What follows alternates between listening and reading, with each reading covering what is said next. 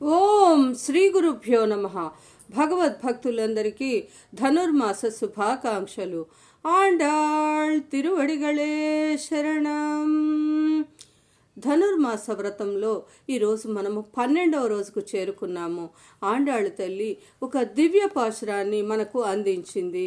ఆ పాశురము కనైత్ ఇళం కత్తెరుమై కన్రొక్కు ఇరుంగు நினைத்து முளை வழியே நின்று பால் சோர நனைத்தில்லம் சேராக்கும் நற்செல்வன் தங்காய் பனித்தலை வீழ நின் வாசல் கடை பத்தி சினத்தினால் தென் இலங்கை கோமானை செத்த மனத்துக்கு இனியானை பாடவும் நீ வாய் திருவாய் இனித்தான் எழுந்திராய் ஈ தென்ன பேருறக்கம் அனைத்தல்லத்தாரும் அறந்து ఏలోరెంబావాయ్.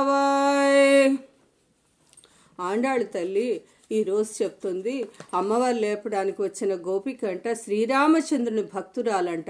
ఆమె నిరంతరం రామనామస్మరణలో మునిగి తేలుతూ ఉంటుంది.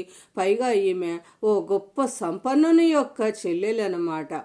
అమ్మవారు చెప్తోంది, పాల చేపు వచ్చి దూడ కోసం మొదటి ఈత ఈనినటువంటి ఆవు తన దూడని మనసులో తలుచుకొని పాలు ధారగా కారుస్తుందంట.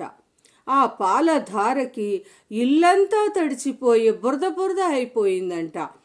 అలాంటి ఆవులు కొన్ని వందలు వేల సమూహాలు ఉన్నటువంటి గొప్ప సంపన్నుని చెల్లెలా, ఓ గోపికమ్మ బయటికి రామ్మా, మనందరము మన గోష్ఠిలో రామనామస్మరణ చేద్దామని పిలుస్తోంది. ఇంకా ఏం చెప్తుంది, మే అందరము నీ వాకిటి ముందుకు వచ్చి నిలబడ్డాము, మంచులో తడిచిపోతున్నామమ్మా, త్వరగా రామ్మా అని పిలుస్తోంది. మే అందరం వచ్చిన తలుపు తీయకపోతే మళ్ళీ నోరైనా తెరవచ్చు కదా అని అంటుంది. నీ పక్కనింటి వాళ్ళు, నీ బంధువులు అందరం కూడా వచ్చాము, అందరికీ తెలిసిపోయింది నువ్వు ఇంకా నిద్ర లేవలేదని, నీవు భగవద్ధ్యానంలో మునిగిపోయి ఉన్నావు. నువ్వు వస్తే మనందరము కలిసి శ్రీరామనామ స్మరణ చేద్దాము అంటూ ఆండాళ్ తల్లి ఆ గోపికమ్మ నిద్ర లేపుతుంది.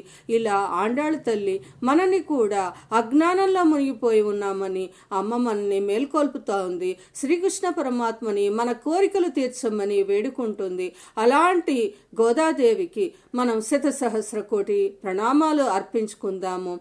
ఆండాళ్ తిరువడిగళే శరణం.